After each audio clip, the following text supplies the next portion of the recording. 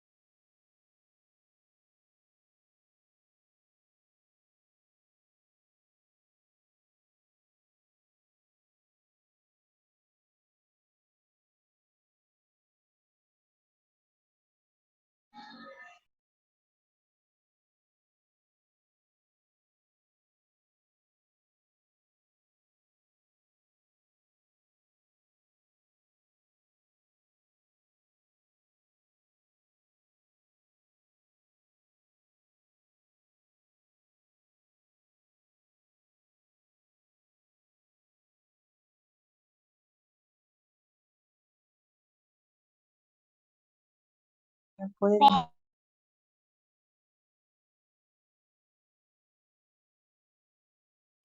Hola, ¿qué tal? Muy buenas noches. Estemos atentos, por favor, a las indicaciones. 8:30 estamos iniciando la clase.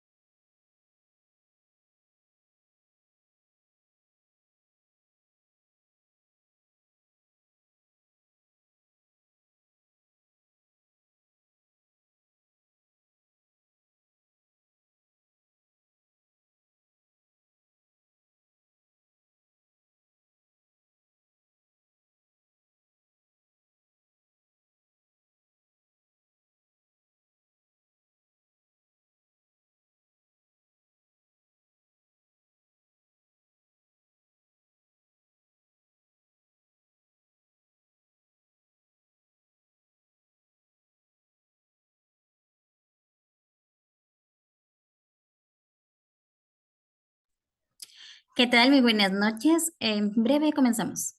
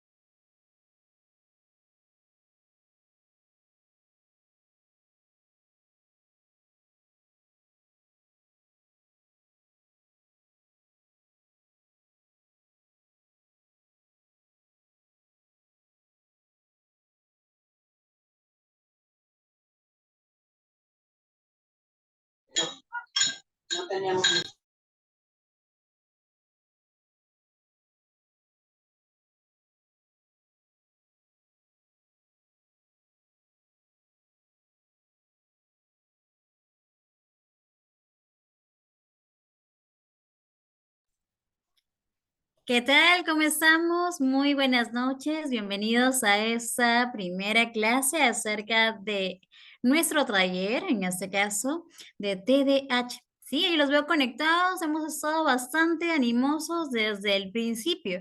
Sí logran escucharme con claridad, ¿cierto? A ver, me confirman por favor a través del grupo de chat. Ahí está Roxana. Genial, Larinka, Carmen. ¿Cómo estamos? ¿Estamos alegres de poder iniciar este taller o no? ¿Tenemos todas las expectativas? Ahí está Jennifer, Natalie, dice, claro que sí, se escucha súper bien, dice Patty también, Cintia. Ok, entonces para poder iniciar, sí, al igual que Rocío, la veo allí con la cámara prendida, también les pediría a ustedes, sí, que podamos prender la cámara, hagamos de esta clase mucho más amena, podamos intercambiar acerca de nuestros conocimientos, de cada una de las cosas que vamos a ir aprendiendo, y porque nos gusta también verlos en esa acción de poder anotar, de poder preguntar. Así que los voy a animar a que podamos encender nuestras cámaras, a que podamos estar sumamente activos a este taller del día de hoy. Ahí está Leonidas también encendiendo la cámara. Muy buenas noches, Leonidas. Ahí está Patti también. ¿Cómo estamos? Nos estamos conectando. Ya somos en sala alrededor de 100 personas. Nos vamos a ir preparando porque esta clase también va a quedar al final como una evidencia, como una prueba de que ustedes están participando, se va a tomar la asistencia también de manera automática, así que con ello no hay ningún inconveniente. Hola Rosa, ¿cómo estamos? Bien, ¿de qué parte nos estamos conectando el día de hoy? A ver, los leo. A ver, ahí está Iris también, ¿cómo estás? Muy buenas noches, Iris. Si no tienes cámara, no te preocupes, Carmen. La idea es poder estar atenta a la clase. Los que lo tienen, genial, hay que encenderla. Ok, nos vemos desde Lima, de Chiclayo, Tarapoto. Genial, ahí está Elisa Herrera, ella es de la provincia de Hilo, desde Lima también, desde Piura. Perfecto, estamos en la parte norte de nuestro querido país. Ahí está Lima, Los Olivos también, Santiago de Surco, ahí está Lima, desde Huacho, perfecto, desde Huacho también, Lima. Genial, de verdad felicitarlos por estar conectados aquí y poder aprender, porque sé que hay un hermoso partido hoy, pero estamos aquí con las ganas de poder aprender por su profesión, por sus hijos, por diferentes cosas que han estado comentando a lo largo del grupo. Ahí está Trujillo también, la ciudad de la eterna primavera. Desde Lima, San Juan de Lurigancho, perfecto. Tengo docentes, tengo papitos, tengo maestros, psicólogos. ¿Qué profesión tengo esta noche con nosotros compartiendo? A ver, Soy docente de primaria. Perfecto, docentes también. Psicólogos, ahí están los psicólogos también. Bien, María del Triunfo se hace presente. Ajá. Psicólogos, auxiliares también, psicólogos. Creo que nos tenemos muy buen alto porcentaje de psicólogos. Ah, ahí tenemos una abogada, ahí está, Darinka. Abogados, una fisioterapeuta también, ahí está una mamita aprendiendo también por los pequeños. Perfecto, perfecto. Auxiliares. Tenemos todo el rubro educativo en esta noche. Genial. Ahí está, saludos de Piura, dice soy psicóloga, dice Denise. Genial, perfecto. Tenemos muchas más mamitas, docentes también que se están conectando esta noche. Muy bien, entonces, para poder iniciar esta clase, para poder ya darle paso también acerca de nuestra especialista dentro del rubro, voy a darles unas indicaciones, ¿sí? Recordemos, por favor, con respecto a lo que vendría a ser nuestros micrófonos. Tengamos mucho cuidado con los micrófonos cuando estemos teniendo lo que vendría a ser la ponencia. Les pediría que por favor lo pongamos tener apagado si necesitamos de repente poder opinar, poder dar algún alcance. Utilicemos los emojis que hay dentro de lo que vendría a ser el Zoom para poder levantar la mano y poder hacerlo, ¿sí? Y como siempre y como lo tienen en ese momento las cámaras activadas para poder aprender de la mejor manera. Si tienen dudas con respecto a lo que vendría a ser la clase, el material que se va a compartir, con respecto al certificado al terminar estos 3 días, de manera directa lo hacen conmigo. Yo igual voy a estar compartiendo los anuncios a través del grupo de WhatsApp. Aquellos que no están en el grupo de WhatsApp en esta noche, igual yo antes de clase voy a estar enviando el link para que se puedan añadir y podamos usar el contacto a poder resolver cualquiera de las dudas que puedan tener. ¿Sí? Mi nombre es Tassi González, que hoy justamente ha estado y estará con ustedes a lo largo de estos 3 días, pudiéndoles apoyar. Allá está ya también nuestra ponente, listísima para poder iniciar. Miss Aela, la clase es toda suya. Las dejo con ustedes, que tengan éxitos en esta hermosa clase. ¿Cómo están? Buenas noches. Espero que todos se encuentren bien. Vamos a iniciar esta presentación. Yo tengo algo preparado, sin embargo, podemos ir también absolviendo algunas consultas que ustedes pueden ir realizando a través del chat, ¿sí? Porque de repente alguna de sus preguntas coinciden con lo que yo les voy a presentar o tal vez tengan relación con alguno de los temas que luego se van a trabajar. Recuerden que vamos a tener 3 clases introductorias. Esta es la primera. Y luego vamos a tener el día de mañana otra. Y la próxima semana vamos a tener una tercera sesión. ¿Sí? Entonces, habiendo dicho esto, creo que ustedes también ya tienen el material. Voy a pasar a proyectar.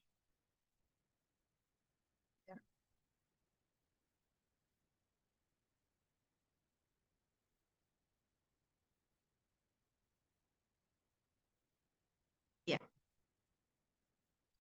Este es el material que ustedes deben haber recibido. ¿Sí? Se les ha compartido. O bueno, se los van a compartir seguramente. Igualmente, si quieren ustedes tomar nota o de repente quieren tomar algunas capturas, no hay ningún problema. Lo importante es que se entienda lo que se va a desarrollar, ¿sí? Bueno, ya me han presentado. Mi nombre es Adela Pasano, soy psicóloga clínica, también soy lingüista, por tanto, algunos aspectos del lenguaje también los manejo. Y me dedico a la línea de neurodesarrollo, intervención en neurodesarrollo, pero también trabajo con pacientes oncológicos y con sus familias también en acompañamiento. Un poquito para que me conozcan. Seguramente, Rosana, lo van a volver a enviar, ¿sí? No te preocupes, igualmente lo más importante es que vayamos dialogando sobre lo que contiene este material. Ok. ¿Qué cosa es lo que vamos a ver el día de hoy? ¿No? Primero, ¿a qué llamamos neurodesarrollo? ¿No? ¿Qué son las condiciones del neurodesarrollo? Y el TDAH como condición del neurodesarrollo, ¿sí? Como les estaba diciendo, tengo estudios de posgrado en neurodesarrollo, en intervención en neurodesarrollo, y tengo experiencia con diferentes personas, ¿no? Digo personas porque no solamente con niños, también adolescentes y gente adulta, que tiene alguna condición del neurodesarrollo, sea esta TDAH u otras que voy a ir mencionando. Entonces, cuando hablamos de neurodesarrollo, nos viene a la mente este prefijo que tiene la palabra, que es neuro, ¿verdad? Y luego tenemos lo que continúa, que es desarrollo. Y alguien podría decir, bueno, entonces debe tratarse del desarrollo de las neuronas, ¿sí? Pero vamos a hablar no solamente de neuronas, sino más bien del conjunto de funciones que cumplen estas neuronas. Vamos a hablar del sistema nervioso.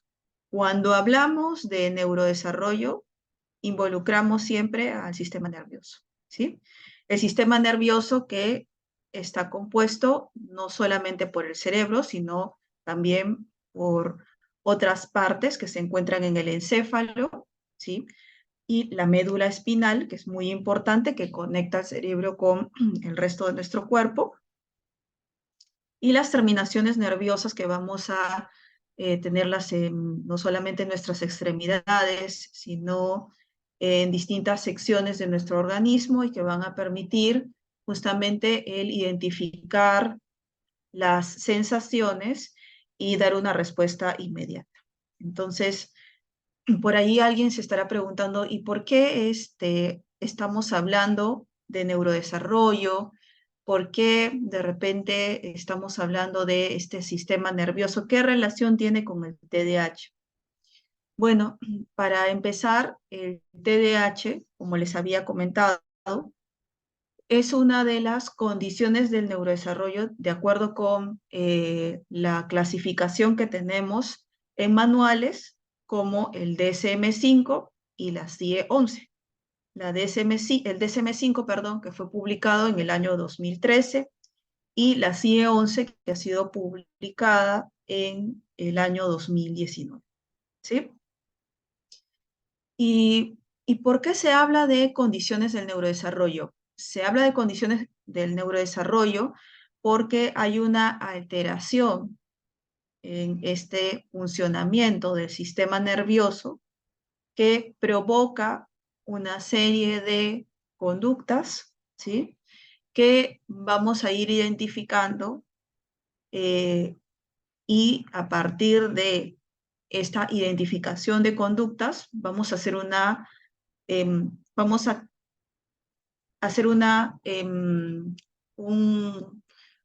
unión, ¿no es cierto?, el aparejamiento con una de estas descripciones, ¿no? Por ejemplo, dentro de estas condiciones se encuentra el TDAH, también tenemos el trastorno del espectro autista, también tenemos el trastorno de desarrollo intelectual, tenemos también los trastornos de la comunicación, también hay trastornos motores.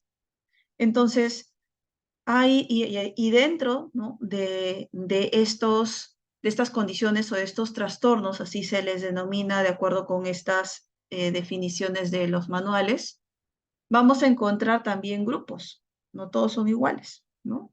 Por ejemplo, en el TDAH vamos a encontrar también 3 presentaciones que están bien definidas, luego les voy a hablar de estas presentaciones. Vamos a ver un poquito acá porque estoy viendo que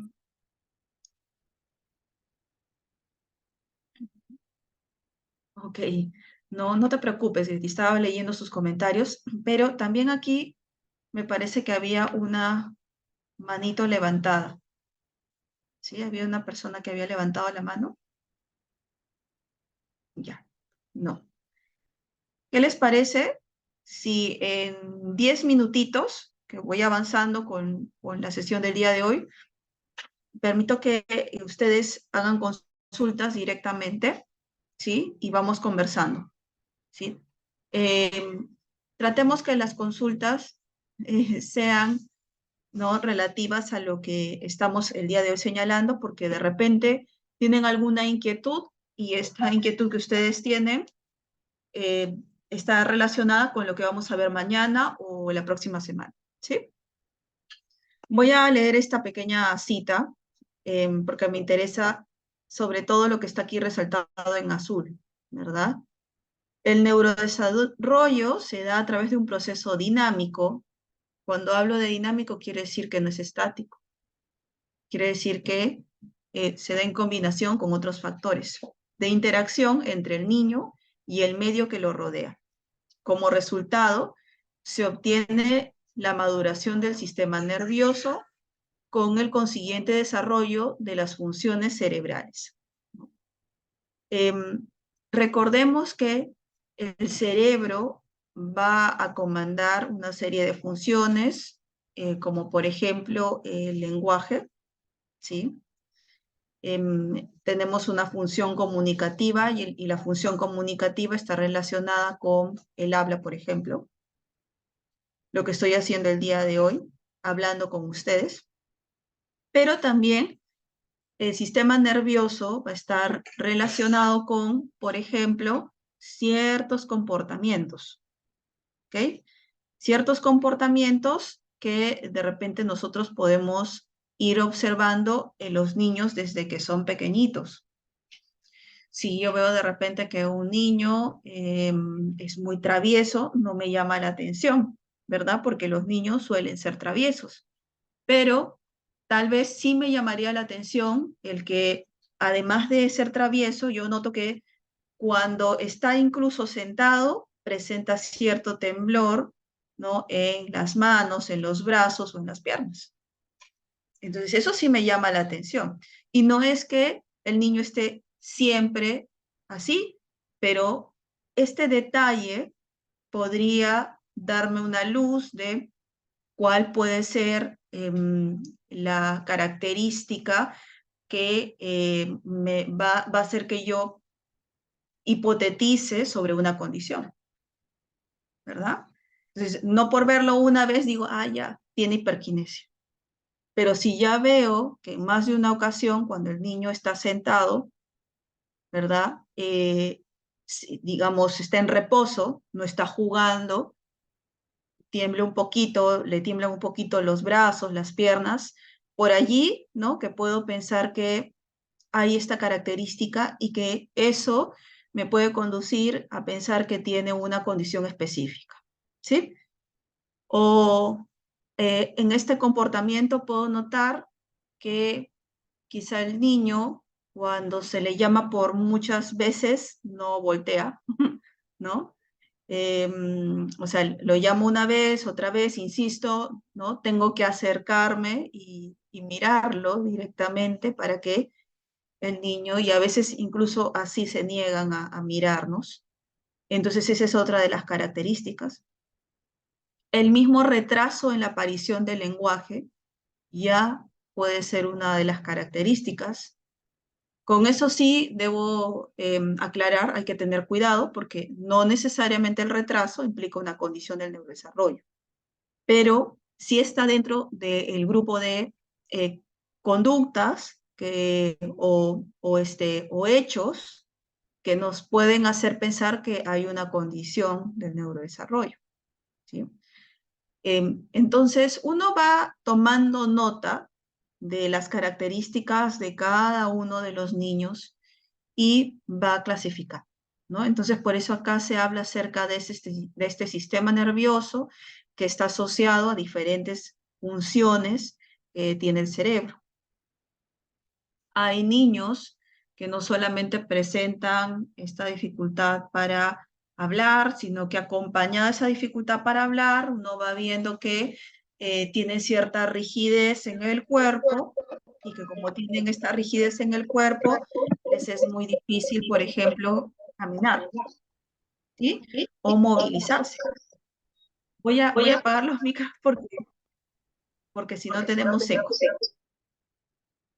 Ok, entonces, cuando hablamos de funciones, pensemos en todo esto, ¿sí? O sea, en realidad es bien amplio, pero dependiendo de estas funciones que yo observo que el que tienen menor desarrollo es que voy a poder identificar cuál es el diagnóstico,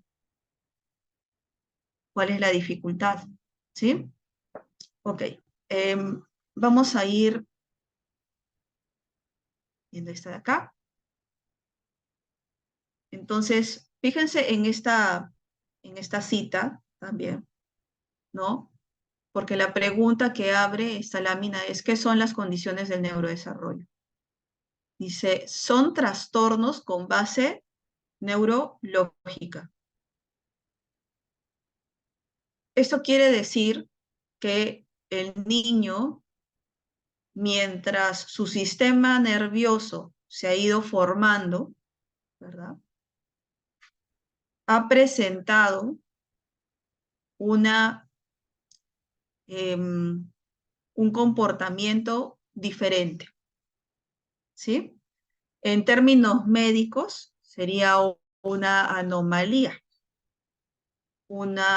Existe una disfunción, ¿sí? Si nosotros más bien nos ponemos del lado de la neurodiversidad, diríamos más bien que de lo que se trata es de una neurodivergencia, ¿sí? ¿Esto qué quiere decir? Que hay un comportamiento de la mayoría y lo que estamos observando es que esta persona presenta un comportamiento que está fuera del de la mayoría, pero que sigue siendo parte de lo que es normal dentro de la neurodiversidad, ¿sí? Luego, ¿qué más dice este texto de Sulkes? Dice, consisten en alteraciones en la atención, la memoria, la percepción, el lenguaje, la resolución de problemas o la interacción social. Si aquí hay personas que trabajan con niños que tienen condiciones del neurodesarrollo, seguramente estarán pensando en estos pequeños y en las dificultades de acuerdo con esta descripción. Algunos tendrán dificultades atencionales de diferente tipo porque la atención no es solo o sea, no se presenta de una sola manera, ¿ya? Hay niños que, por ejemplo, tienen dificultades para enfocarse en un objeto o en una actividad. Hay pequeños que se pueden enfocar, pero no por mucho tiempo. O sea, llegan a de repente observar el objeto, llegan a involucrarse en la actividad, pero se cansan y tienen que hacer otra cosa. ¿Ok? Entonces, digamos que la atención es un constructo general, es un proceso cognitivo básico, pero no se presenta igual en todos los niños. Y además tenemos que pensar que hay diferentes tipos de atención. También tenemos la memoria. Miren, si no tuviéramos memoria, si fuéramos desmemoriados, no podríamos hacer muchas cosas, porque la memoria es básica para el aprendizaje. Es súper importante, ¿no? Quien dice, no, es que yo no aprendo memorísticamente, ya.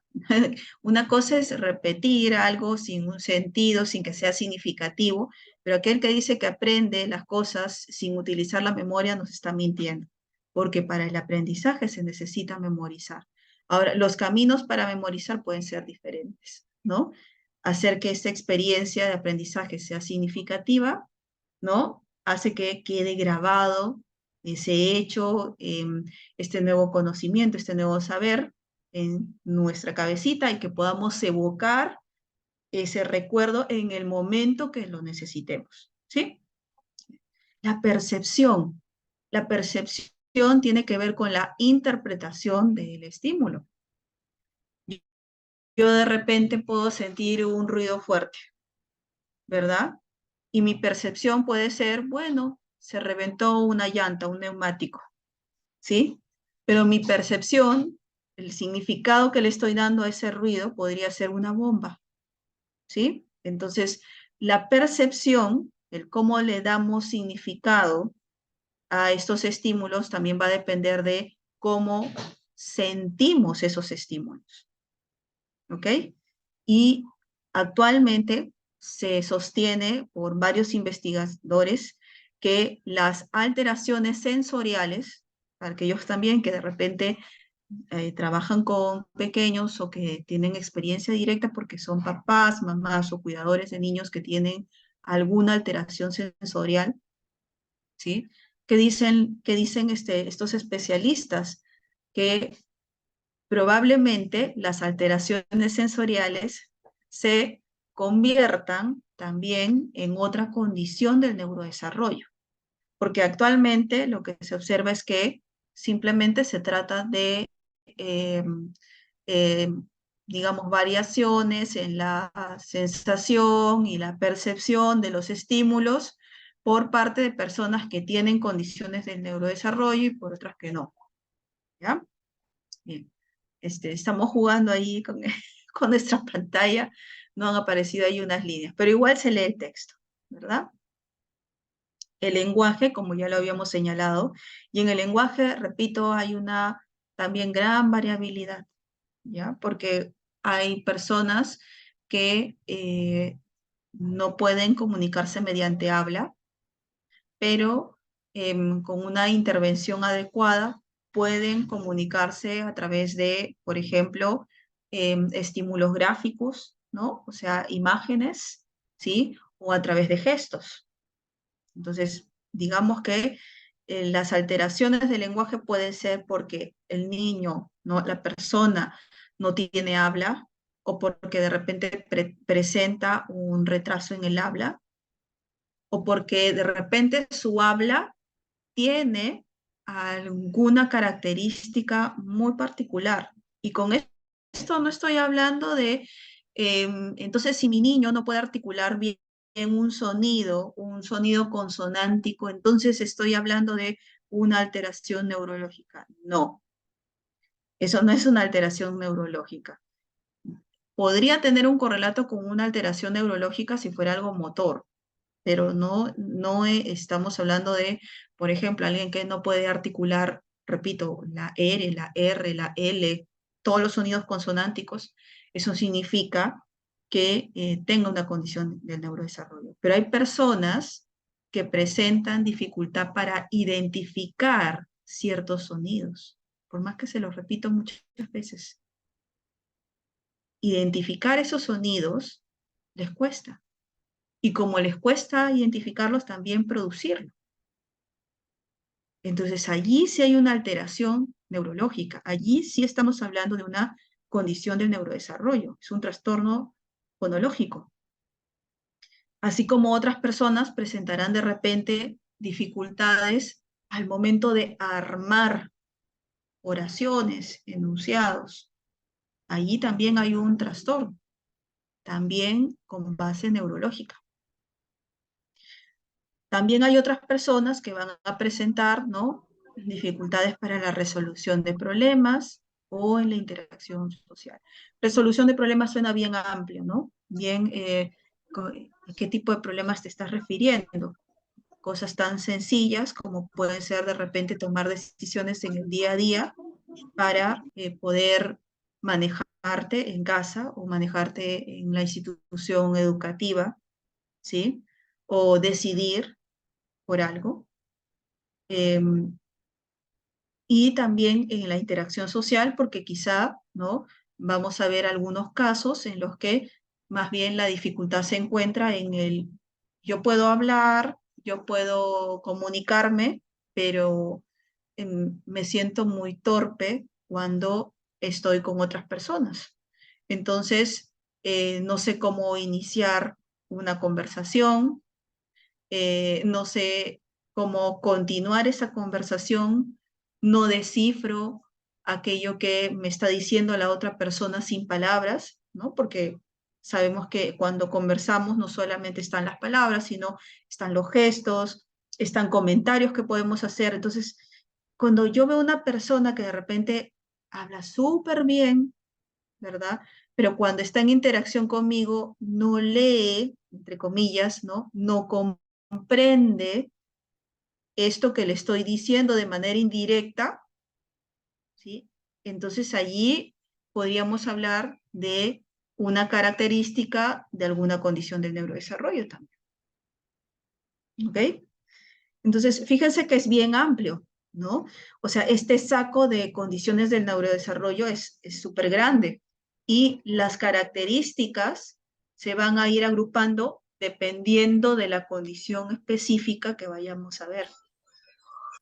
En nuestro caso nos reúne el TDAH, que ya más o menos ustedes que están aquí seguramente saben algunas de estas características que son generales, ¿verdad? Pues su nombre mismo lo dice. Trastorno, ¿cómo se llama? Trastorno por déficit, ¿en qué?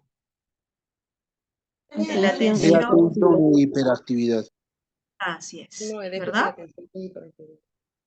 Así es, ¿verdad? Que ahora sabemos que hay personas que pueden ser de repente más inatentas, pero no tan hiperactivas. Así como hay personas que de repente son más hiperactivas y que no son tan inatentas. Así como hay otras que de repente tienen las dos, ¿no? Actualmente se habla de presentaciones predominantes, ¿ya? Que eso lo vamos a tocar en la siguiente clase y les explico con un poquito más de detalle para justamente abordar ya el último tema que vamos a tener la próxima semana. Pero lo que quiero que entiendan es que el grado de afectación, la forma en la que se presenta la condición del neurodesarrollo es tan variable que incluso estas bolsas chiquitas, quiero hacerlo muy gráfico, dentro de la bolsa grande de condiciones del neurodesarrollo yo tengo categorías, ¿no? Y ahí es como si tuviera bolsas pequeñitas en donde se reúnen ciertas características para cada una de las condiciones, ¿cierto? Pero así todo, no voy a encontrar un caso igual a otro. Eso es imposible, que puede haber algunas semejanzas, pero a las condiciones particulares de ese caso le tengo que agregar además las características singulares de esa persona, los rasgos de personalidad, ¿verdad? Sus gustos, sus intereses. Por eso, cuando hablamos de neurodivergencia, ¿sí?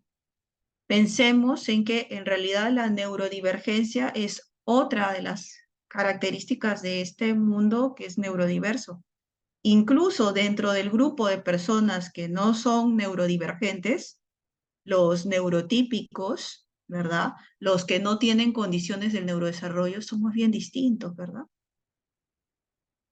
Entonces, dentro del grupo de los neurodivergentes también somos distintos. No somos iguales. Y por esa razón es que para una intervención adecuada, yo tengo que tener la mayor cantidad posible de datos.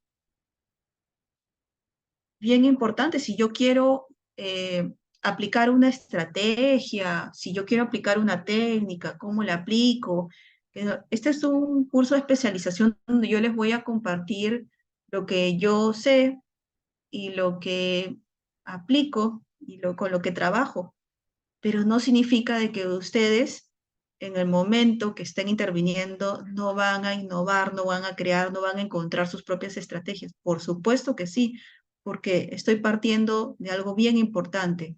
No hay un caso igual a otro. No hay un caso igual a otro.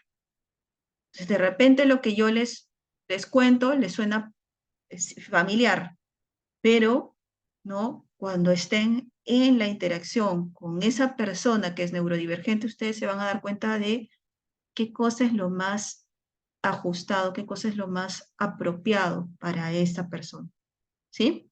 Y para eso necesito conocer bien el caso, tener mucha información. Ok, ahora sí, voy a abrir el micro para preguntas, porque si no...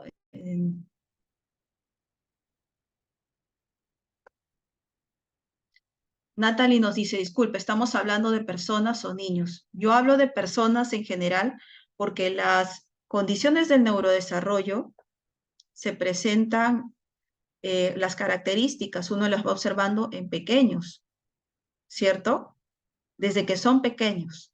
Pero ese pequeño no se queda pequeño, sigue creciendo y se convierte en una persona adulta que tiene la condición del neurodesarrollo.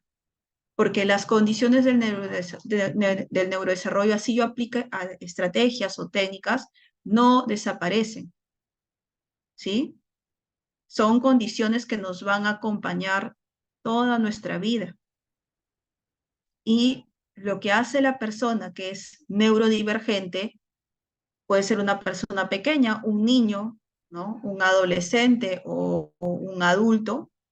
Lo que hace es justamente utilizar esa estrategia para poder adaptarse a las necesidades de su entorno,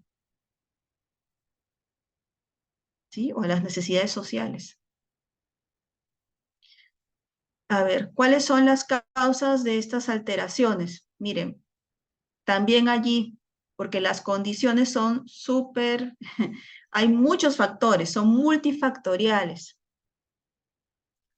Algunas personas suelen pensar, ¿no? Con las condiciones del neurodesarrollo que debe ser porque lo heredaste, ¿no? De tu mamá o lo heredaste de tu papá.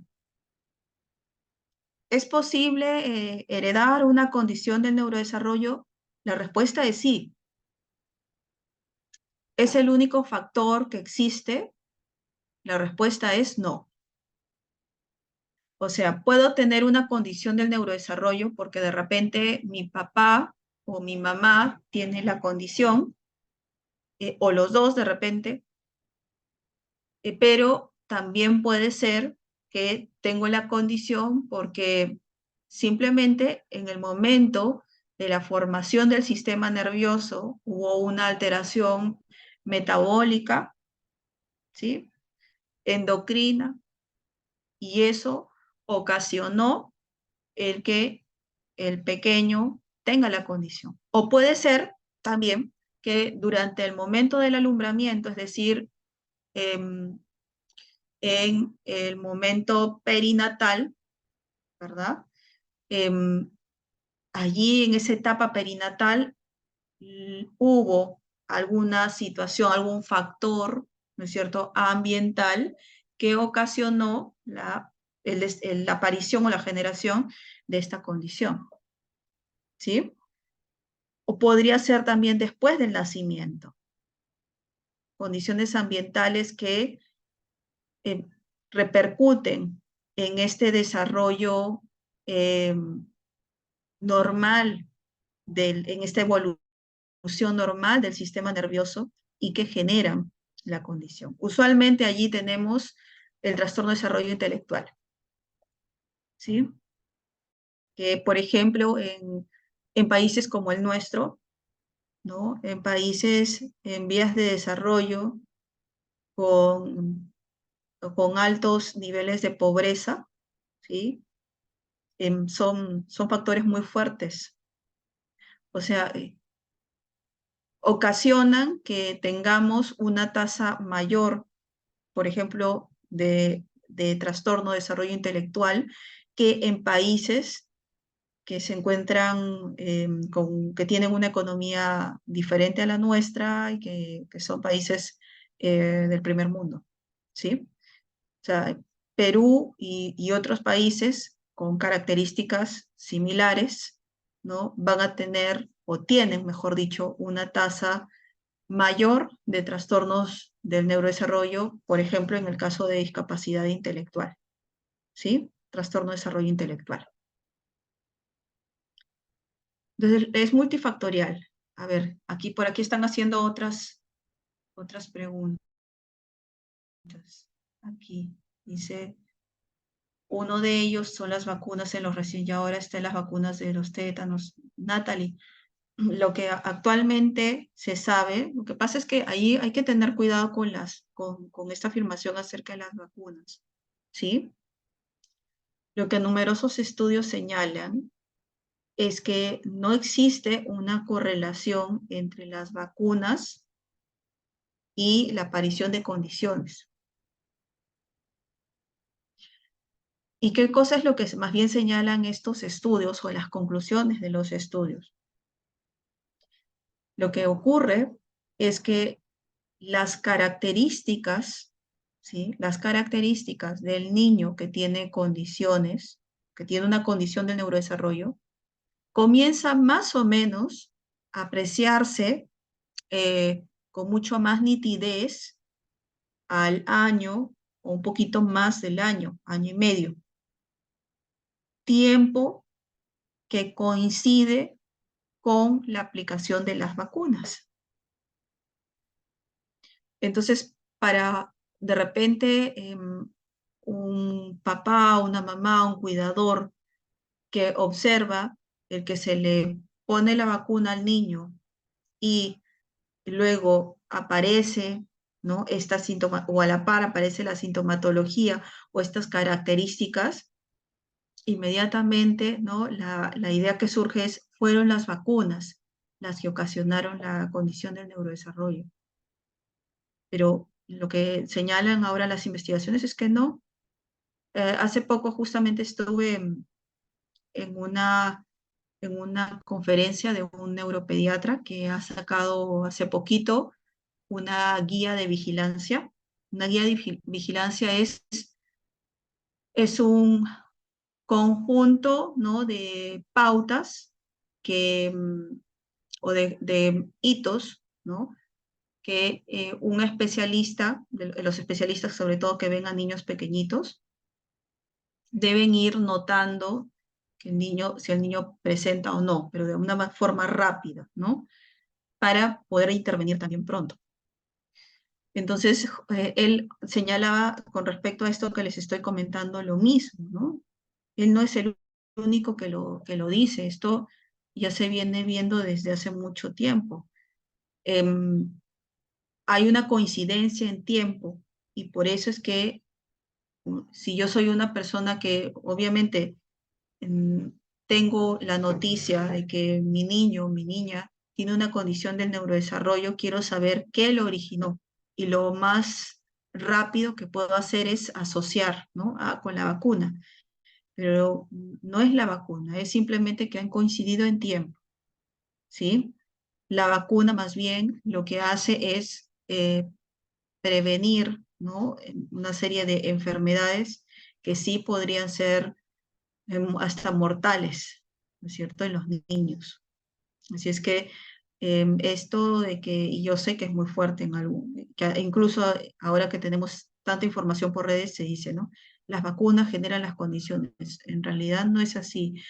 La alteración del sistema nervioso ya se dio, ya está presente, y las manifestaciones de esa alteración nerviosa comienzan a, repito, a ser mucho más evidentes a los 12 meses, a los 13, hasta los 18 meses, tiempo en el que se suelen poner las vacunas.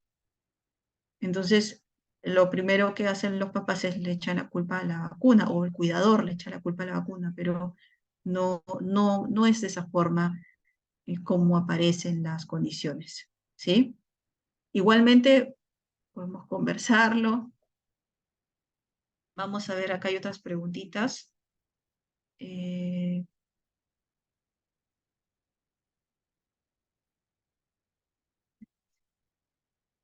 ¿Qué sugerencias le puede dar a un adulto con TDAH que se olvida de las instrucciones que le dan en su trabajo? ¿Cómo se puede superar esta dificultad? Miren, en realidad, yo esto lo voy a tocar más ampliamente en otra sesión, pero lo que sí puedo decir es que actualmente no solamente tenemos la intervención terapéutica realizada por un psicólogo o de repente por otro especialista, ¿no? Los terapeutas ocupacionales, por ejemplo, ¿sí? Pueden ayudar mucho. Hay ejercicios que pueden contribuir a que esta persona mejore para que no se olvide, ¿cierto?, de tantas cosas. Pero también tenemos la alternativa farmacológica. ¿sí? También tenemos la alternativa farmacológica. De eso voy a hablar un poquito más en otra sesión, pero sí los dejo con este datito para que de repente hagan búsqueda y lo podamos hablar más cuando toque el tema, ¿sí? Pero ya saben, la intervención no se encasilla solamente en lo que pueda hacer el psicólogo, ¿no? Yo hablo de especialistas. O sea, el psicólogo tiene su campo de acción, pero no es el único neurodesarrollista. Hay, hay fisioterapeutas, hay terapeutas ocupacionales, hay docentes de educación especial que están también en este ámbito, ¿sí? Personas especialistas en intervención temprana. Y obviamente, ¿no? También tenemos esta ayuda farmacológica que la va a brindar el neurólogo, ¿sí? O sea, prescribe el neurólogo o un psiquiatra, porque son los médicos los que pueden recetarnos una medicación, un fármaco que nos ayude justamente a no olvidarnos de las cosas, ¿sí? Vamos a continuar. A ver. Acá nos dice, sí, yo no me vacuné y aún así mi niña tiene TDAH. Es cierto, ¿sí? Por eso les decía, no hay una correlación. Correlación quiere decir que no existe cuando se han hecho estudios psicométricos, no existe esta relación entre, por ejemplo, a más vacunas, más condiciones de neurodesarrollo. No. Por tanto, se descarta como hipótesis, ¿sí? Hay otros factores que sí los voy a ir comentando, como les dije, los preverbales, no, sí dice, perdón, perdón, no tengo mis lentes. Y cuando leo así de cerca, se me confunden las letras. Dice, los preservantes en los productos, cuidado con los alimentos, sí, sí. Allí, esto por ejemplo que menciona nuestra compañera, sí es de utilidad. ¿Por qué? Porque en el caso de los preservantes, de alimentos muy procesados, lo que tenemos son químicos, ¿sí? Químicos que están ingresando a nuestro organismo y que pueden ocasionar una alteración neurológica, ¿sí? Por ejemplo, en una mamá gestante. Ahora, no se trata de que no voy a comer nada, no voy a consumir nada. No, lo que hay que siempre, la recomendación es comer lo más saludable posible que podamos, ¿no? Muchas verduras, muchos vegetales, ¿no? Comer, como dice nuestra compañera, no quiero decir específicamente qué tipo de alimento, pero ustedes saben, hay alimentos que son muy procesados. Tanto alimentos de repente que consumimos en el desayuno, ¿no? O quizá como piqueos. No quiero irme en contra de algo en particular, pero ya ustedes me están entendiendo. O bebidas, ¿sí? Entonces, por eso es importante lo que está comentando nuestra compañera. Además, que hay ciertos alimentos que favorecen el que no tengamos una flora intestinal adecuada. ¿Ya? Eso lo voy a ver justamente dentro del curso de especialización. Voy a hablar acerca de una metodología. Es un método, ¿ya? Es un método que se llama, eso no es un método, perdón, es un protocolo. Es un protocolo que se llama Nemetschek. Se los dejo así como nombre. Pero en el curso voy a explicar ese protocolo. ¿Sí? Vamos a hablar acerca de ese protocolo, qué características tiene, ¿no? Qué cosa es lo que señaló este médico que lo propone, porque es una intervención biomédica, ¿ya? Pensada no solamente para niños TDAH, sino también para niños TEA, con trastorno del espectro autista, ¿sí? Acá también nos ponen Factor ambiental. Explicar un poquito más el factor ambiental. A ver. Miren. Aquí en Lima, yo sé que en el grupo de personas que me están escuchando, hay personas que están aquí en Lima, como personas que de repente están en el interior del país, ¿sí?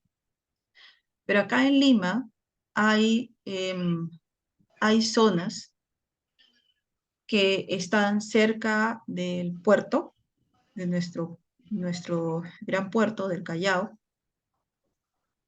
en donde circulan, ¿no? Transportes con minerales, ¿sí? Y circulan por zonas que están habitadas. Entonces, no hay una faja transportadora, o sea, no hay un lugar específico para que se movilicen por una ruta. ¿Y eso qué genera? Genera que estos minerales contaminen, por ejemplo, el aire, ¿sí?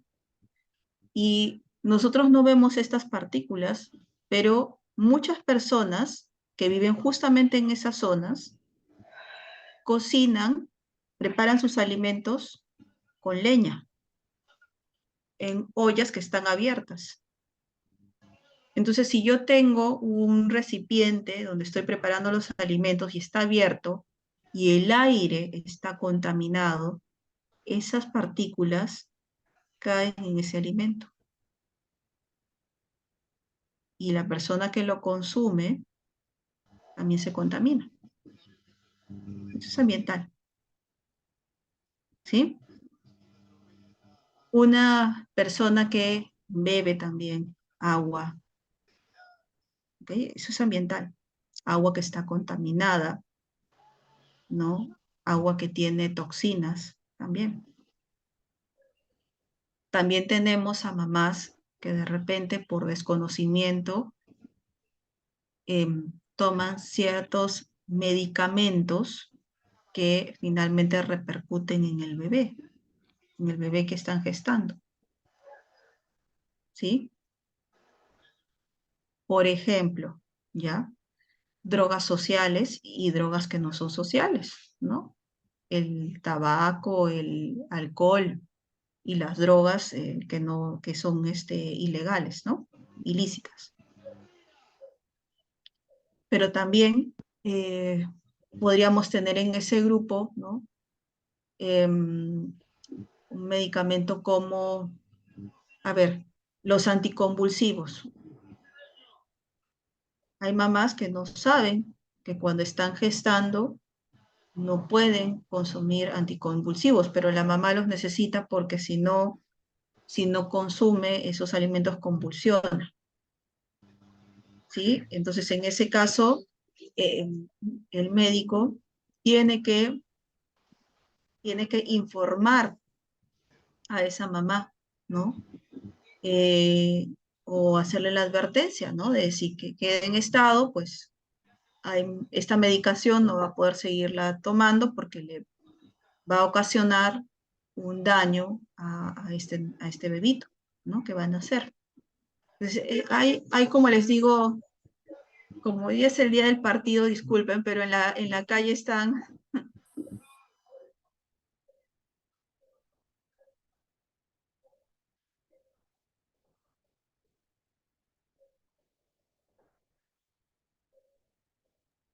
Perdonen, mucha bulla de la calle que han pasado, no sé si es que ha habido gol de Perú, pero seguramente y por eso están festejando. A ver.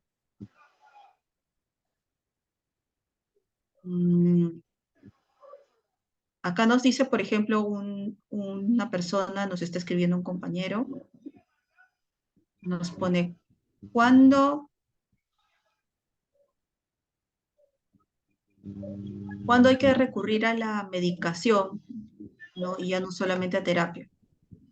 Fíjense que lo primero cuando son pequeñitos que se sugiere, perdón, es la intervención terapéutica, ¿no? La intervención por parte del psicólogo, ¿no? O de otros especialistas sin la medicación. Pero si estoy observando que de repente el caso, ¿no? El niño no presenta mayores cambios, voy a requerir de esta ayuda farmacológica, ¿sí? Pero eso se ve, digamos, el especialista va a ir recomendando a las familias. Y en el caso de un adulto, si el adulto no puede realizar ciertas acciones o no puede llevar a cabo ciertas actividades que son importantes para que se pueda desempeñar bien en el ámbito laboral o familiar, entonces necesariamente yo creo que deberíamos pensar en esta ayudita farmacológica, ¿sí? Porque en esos casos sí, imaginemos, ¿no? El trabajo es nuestra fuente de ingresos. Entonces, si es una persona que de repente no puede realizar las acciones o las actividades, ¿no? del trabajo que se le encomiendan, va a tener problemas. Entonces, necesita esta ayuda farmacológica, igual en el hogar, ¿sí? Entonces, en el adulto, para que lo tenga un poquito más claro, en el adulto se hace mucho más importante, o más que importante, mucho más evidente el utilizar una medicación, ¿sí? En el caso del niño, no tanto. En el caso del niño tengo que ver dependiendo del caso. Y allí justamente tiene que ver la intervención temprana, porque yo puedo generar cambios importantes si trabajo, si intervengo cuando todavía el niño es pequeñito. Parece que no, ¿verdad? Pero sí. Sí, y hay un montón de investigaciones que lo dicen. Por eso uno de los temas que voy a tocar de todas maneras en el taller tiene que ver con la intervención temprana, con evidencia científica, con datos de investigaciones. Porque la gente no lo cree y a veces los papás dejan pasar tiempo valioso con sus niños. Pues dicen, no, después lo vamos a ver, que crezca un poquito más. No, más bien inmediatamente se van manifestando algunos comportamientos. Hay que trabajar con el niño para generar ese cambio, ¿sí? Cuando ya es adulto, miren, en un adulto este sistema nervioso ya está formado.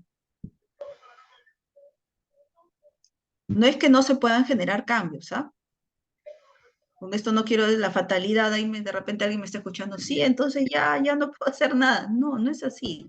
Siempre hay una oportunidad para generar un cambio, pero es un poco más difícil. Y por eso es que en el adulto sí se recomienda esta ayuda farmacológica. ¿Sí? Ok, vamos a ver. Acá dice, ¿qué consecuencias colaterales podría traer la medicación en niños? Laura, actualmente hay muchísima medicación que en realidad incluso está por, me permite un momento.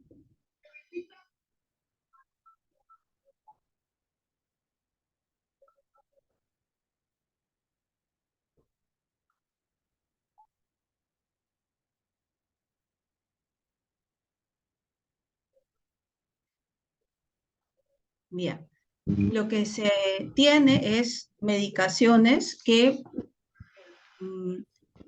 están dosificadas por la cantidad, o sea, a un niño pequeñito no le voy a dar una gran cantidad, por ejemplo, de metilfenidato, ¿sí? Que es una de las medicaciones más conocidas, ¿sí? No es la única, ojo, ¿ah? Pero el metilfenidato, que además se puede vender en farmacias en distintas marcas, ¿ok? Tiene dentro de las marcas también diferentes presentaciones. Por ejemplo, hay en gotas, no sé, en pastillas, etc. Y la cantidad de dosis es variable. Entonces, por eso es importante ir con un especialista para que sea el especialista, el neurólogo, el neuropediatra, el psiquiatra infantil, la persona que vea cuál es la medicación que conviene más al niño, ¿sí? Ahora, repito, siempre se trata de evitar la medicación, sobre todo cuando son pequeños, pero si un niño la requiere, porque eso no le permite realizar actividades, porque eso no le permite aprender, ¿no? Va a depender de cada caso, va a depender de cada caso, ¿sí? Y las contraindicaciones de la medicina siempre vienen en el mismo, o sea, en el mismo paquete o presentación del fármaco, y no siempre se presentan en el niño. O sea, en algunos casos sí se puede observar, en otros no, y por eso es tan importante siempre tener el seguimiento del médico especialista, para que cambie la medicación, la suspenda y le dé otra que sea mejor, que sea favorable para el niño. Pero si un niño necesita medicación y yo le niego la medicación, ¿no? Porque de repente pienso que siempre puede ser, ¿no? También le estamos quitando una oportunidad a ese pequeño para poder funcionar mejor en diferentes ámbitos. Que yo lo he visto con algunos chicos y es muy triste a veces ver cómo es que poco a poco no solamente vemos el deterioro, ¿no? Eh, digamos, social como consecuencia de el no utilizar la medicación, sino también el deterioro en otros ámbitos. O sea, así chiquito les cuento, ¿no?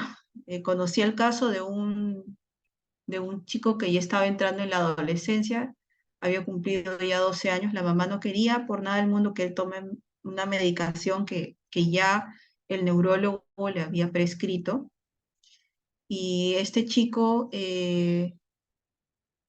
aparte del TDAH, presentaba un trastorno oposicionista desafiante y comenzó a presentar también un trastorno obsesivo compulsivo como consecuencia de otras situaciones que se estaban generando porque no se estaba manejando bien este TDAH. ¿Sí? En el curso les voy a hablar algunos casitos así, vamos a ver casos clínicos, ¿ya? Para que ustedes también vean qué cosa es lo que se puede, en qué puede degenerar o decantar, ¿no? Una intervención incompleta, una intervención inadecuada. Tenemos que atacar todos los frentes. Cuando es una condición de todos los frentes, ¿no? No en todos los casos es necesaria la medicación, pero en algunos sí. Tómenlo en cuenta. ¿Ok? A ver, acá también nos preguntan. ¿Una madre gestante con hipertiroidismo puede causar el TDAH? No, el hipertiroidismo, si está gestando, te refieres, ¿no? Imagino que si está gestando. No, si es que hay un adecuado seguimiento con el médico, ¿ya? O sea, lo primero es que el hipertiroidismo va a generar una respuesta metabólica en la mamá, ¿sí? Entonces, esa respuesta metabólica tiene que ser controlada por un médico endocrinólogo, un médico, ¿no?, que pueda ayudar a la mamá a tener niveles adecuados de una o más hormonas. Entonces, allí hay que ver cuál es la mejor alternativa para esta mamá que tiene hipertiroidismo, ¿sí? Y que está gestando un bebé. Ahora, fíjense que el hipertiroidismo y el hipotiroidismo son algunos de los factores que generan poca fertilidad en las mujeres. Lo primero cuando una mujer va al ginecólogo, ¿no? Buenas Y quiere tener noches. un bebé, Mi niño se tiene que tiene hacer ya casi un perfil. 7 años y se le ha diagnosticado el TDAH y el Asperger. Y él, hay momentos en que él se lastima, se comienza a pegar y no hace caso en las clases, ya no pone mucha atención y usted cree que ya necesita medicación, no sé, o cómo se le podría ayudar. Ya. El Asperger, no, gracias Yuri, ¿eres tú, no es cierto? ¿O quién ha abierto el micro? Perdone. Sí, Yuri, ¿Sí? Yuri Ramos. Yuri, ok. Yuri, este, mira Yuri, tu pequeño tiene 2 diagnósticos, ¿ya? Cuando tú me dices Asperger, el Asperger está dentro del trastorno del espectro autista, Sí, pero sí, es un niño que presenta, además del trastorno del espectro autista, el TDAH. sí. Entonces, la intervención con tu niño, sobre todo, debe ir por el lado del trastorno del espectro autista, porque es la condición del neurodesarrollo allí que predomina, por decirlo de alguna forma. Ahora, que un niño con TDAH que tiene una presentación hiperactiva, impulsiva, puede tener respuestas como las presenta tu pequeño, sí. Entonces, en el aspecto conductual, ahí sí necesitas trabajar con un especialista en conducta para manejar esa impulsividad, ¿sí? Porque si no vas a tenerlo siempre muy descontrolado, o sea, los niños que se frustran mucho, miren, en el TEA y en el TDAH, el poco manejo, ¿no es cierto?, de estas emociones es algo bien común. ¿Saben por qué? Porque tanto los TEA como los TDAH presentan dificultades en las funciones ejecutivas. Y una función ejecutiva tiene que ver con el control inhibitorio. Y el control inhibitorio es lo que me permite, si yo estoy súper molesto, ¿no? Estoy rabioso porque algo me ha pasado, algo no me gustó o algo no me salió como yo quería, entonces reacciono queriendo destruir el mundo, ¿no? Pero una persona que tiene control inhibitorio, tiene control de sus emociones, poco a poco se va calmando, sabe que más bien tiene que buscar una solución y busca esa solución. Por eso es que un niño que presenta esas conductas debe ir justamente con un especialista en conducta. Puede ser un psicólogo también. Ahora veo que hay muchos terapeutas ocupacionales que están muy involucrados en trabajar conducta, ¿sí? Hay niños que además, como el terapeuta ocupacional trabaja con el cuerpo, movimiento, ¿sí? Los ayuda. Entonces, esa sería mi Disculpe, y otra cosita. recomendación. Sí, sí, Hay días que él se levanta también y todo el día está así como una música que la tararea todo el día y no se cansa o agarra un juguete y en todo el día, 2, 3 días no lo suelta y está juegue y juegue con él. Y todo el día está así como tarareando así una música. sí. Esto también es miren, el comportamiento, ahí ese comportamiento que tú estás ofertando no es del TDAH, ¿ya? Es del TEA, Ya. es del trastorno del espectro autista, ¿sí? Lo que está Sí, haciendo allí tu pequeño es manifestando un comportamiento repetitivo, reiterativo, ritualizado, sí, así ¿sí? como todo el día está así, sí.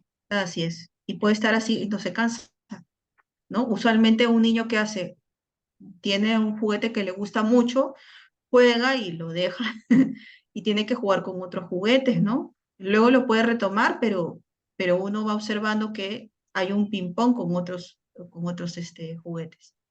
Sí, En el caso de un niño TEA, fija con un objeto, sí, él se ¿sí? fija con un Entonces, juguete, eso es lo que está pasando.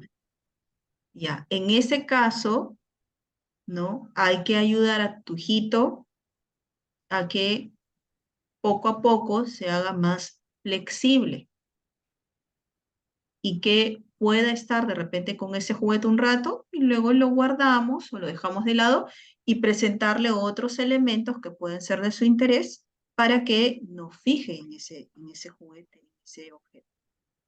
¿Sí? Eso es bien importante. A veces, miren, justamente hablando con una mamá, ¿no? De una pequeñita con la que trabajo que es TEA, y la mamá me decía, es que yo quiero que siempre esté, hay una habitación en la que yo trabajo que tiene unos muñequitos, ¿no? Y ella me decía, yo quiero que siempre esté allí. Le dije, no, señora, hay que cambiarla más bien, ¿no?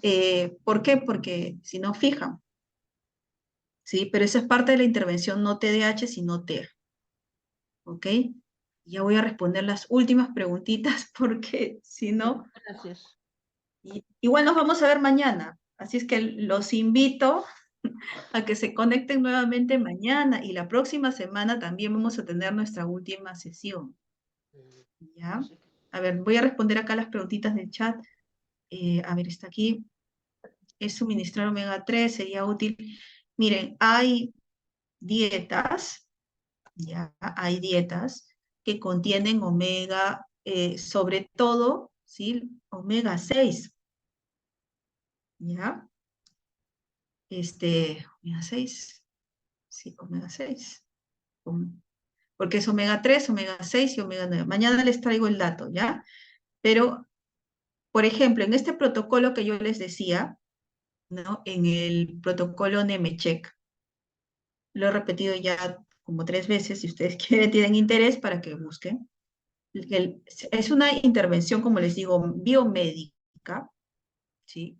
Es un tratamiento que se utiliza con niños, tanto TEA como TDAH, ¿ya? En el curso de especialización yo les voy a ir explicando. Pero sí, el consumo de omega es importante, pero hay ciertos omega que son mejores que otros para los niños TDAH. ¿Sí? El que yo estoy recordando ahorita es el omega 9. ¿Sí? El omega 3 probablemente también tenga sus beneficios, pero el omega 9. ¿Ya? Así como hay variantes de la vitamina B, ¿verdad? También del omega. Entonces, eso igual lo vamos a ir conversando. Acá nos pone otra preguntita, dice, ¿son autorreguladores en el TEA, creo? Fijación. Sí, justamente la fijación, ¿no? Que la fijación tiene que ver, en el caso del TEA, ¿no? Del trastorno del espectro autista, con la inflexibilidad cognitiva. Quiere decir, no son flexibles en su pensamiento. Fijan, por eso. La flexibilidad cognitiva, la flexibilidad de pensamiento, más bien favorecería el que un niño esté con un juguete y diga, "Ah, puedo ver otro también que es bonito", y vea otro. ¿Sí? En un niño TEA no. A ver, y ya para terminar, acá nos pone una participante. Mi hijo de 14 años tuvo bullying en el colegio, lo cambié, en el segundo colegio también. Nuevamente es intolerante a la frustración, no quiere estudiar, toma. Ya. Sí, fíjate, esto es lamentable, ¿no? Pero esto es algo que ocurre. Lamentablemente, no solamente tiene que ver con, o sea, con los niños o con las personas que ejercen el bullying, el acoso, sino también con las instituciones educativas, o sea, ¿qué cosas se hacen en las instituciones educativas? Incluso hay instituciones educativas que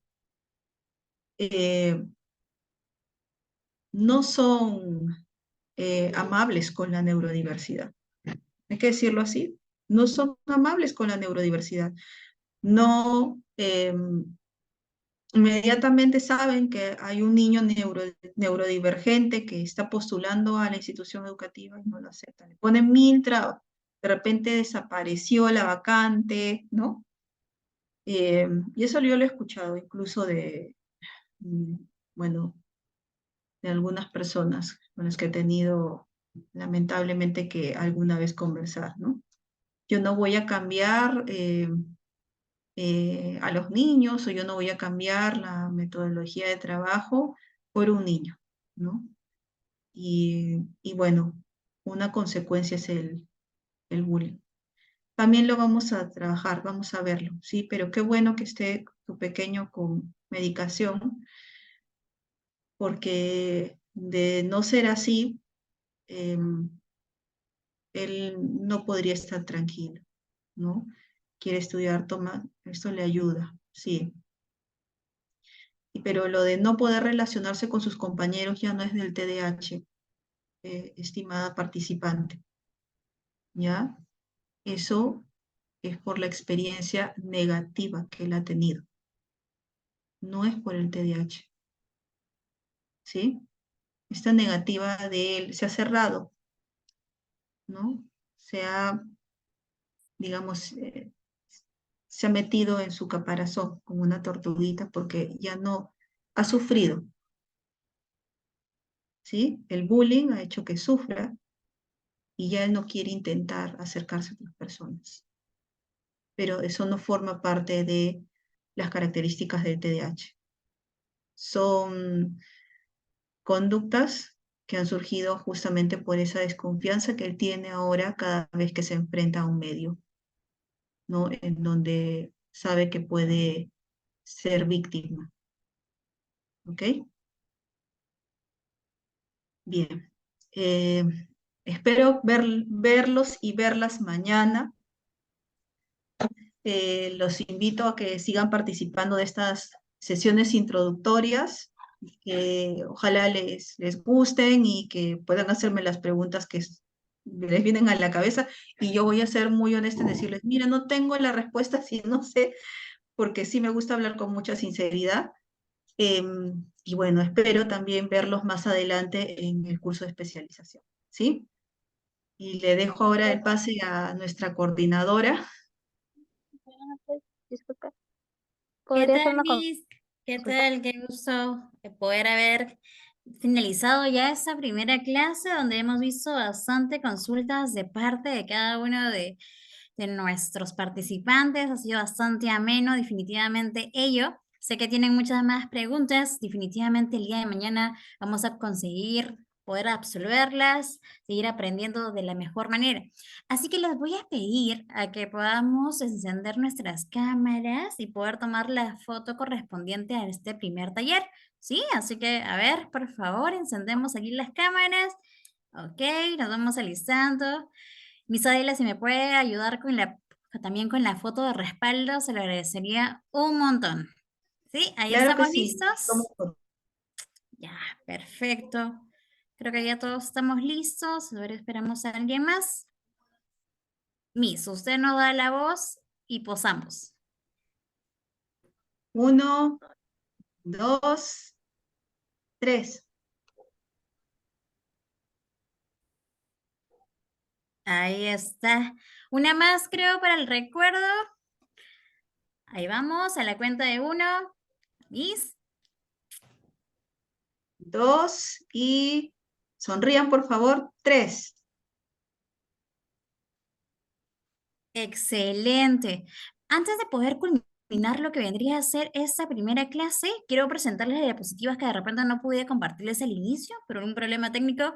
Sin embargo, lo quiero hacer para que puedan conocer acerca de nosotros un poquito con respecto a lo que vendría a ser esta primera clase. ¿Sí? Como bien saben, precisamente hoy fue la primera clase correspondiente a TDAH.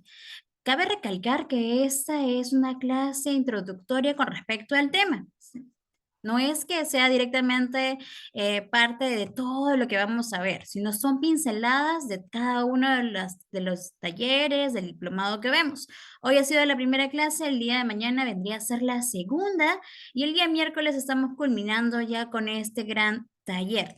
Nuestra ponente que ha estado el día de hoy es Aela Pasano. Ella es una destacada profesional dentro del ámbito psicológico que definitivamente cuentan con la maestría psicológica en lo que vendría a ser intervención con los pequeños, tanto de TDAH, que trabaja también con el terapista de lenguaje, de aprendizaje, modificación de conducta de niños con diagnósticos en TEA, síndrome de Down, discapacidad intelectual y TEL también. ¿Sí? Entonces tenemos una gran ponente el día de hoy en la que definitivamente tenemos que sacarle provecho a las consultas, a algunas indicaciones también que podamos ver tanto el día de mañana como el día miércoles, que es de la última clase. Recuerden que nuestra página oficial es Accedo, pueden seguirnos también para poder estar al tanto. Y ya el día de mañana estamos culminando o empezando lo que vendría a ser la segunda clase correspondiente. Ahora, todos aquellos que me han estado preguntando con respecto al certificado del taller, sí, vamos a tener un certificado del taller. De igual forma, yo le voy a estar presentando los pasos correspondientes para que puedan ser parte de ello, pero recordemos que nuestro objetivo principal es poder estar dentro del diplomado, que es ahí donde vamos a ver todas las estrategias, herramientas de intervención, como bien decía nuestra ponente, acerca de este tema. ¿Cierto, Miss? Me gustaría que de repente pueda darnos un amplio repertorio de lo que podemos aprender a lo largo de ese diplomado. Y solamente como ha señalado nuestra coordinadora, en estas sesiones introductorias vamos a ver a grandes rasgos algunos temas. Por ejemplo, el día de hoy hemos presentado las condiciones del neurodesarrollo de forma bastante general para introducirnos en el tema de TDAH.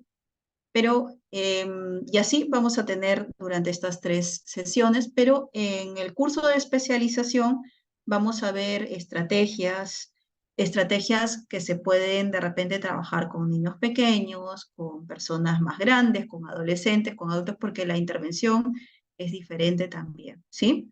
Y como lo he señalado en nuestra presentación del día de hoy, los casos pueden ser también muy diferentes. O sea, dentro del grupo del TDAH yo puedo tener muchísima variabilidad. La idea es darles a ustedes las herramientas para que adecúen esas herramientas al caso que se les presente. Porque definitivamente lo que puede ver Patricia no es lo mismo que puede estar de repente experimentando Rafael, ¿verdad? Entonces, tenemos que ir adecuando esas estrategias a cada uno de los niños, el adolescente o la persona adulta, ¿sí? Eso es lo que puedo decirles. Espero verlos en las siguientes clases introductorias, Sí, Miss, pero está muy también claro. en el taller, ¿sí? Claro que sí, ponente. Muchas gracias a cada uno de ustedes. Esta ha sido la primera clase. Ya el día de mañana estamos agendando nuevamente el mismo horario, 8:30, para continuar con lo que vendría a ser la segunda clase correspondiente del taller. Muchas gracias a uno de ustedes. Voy a estar respondiendo las preguntas por el grupo de WhatsApp y ya estamos en contacto. Cuídense mucho. Muy buenas noches. Cuídense.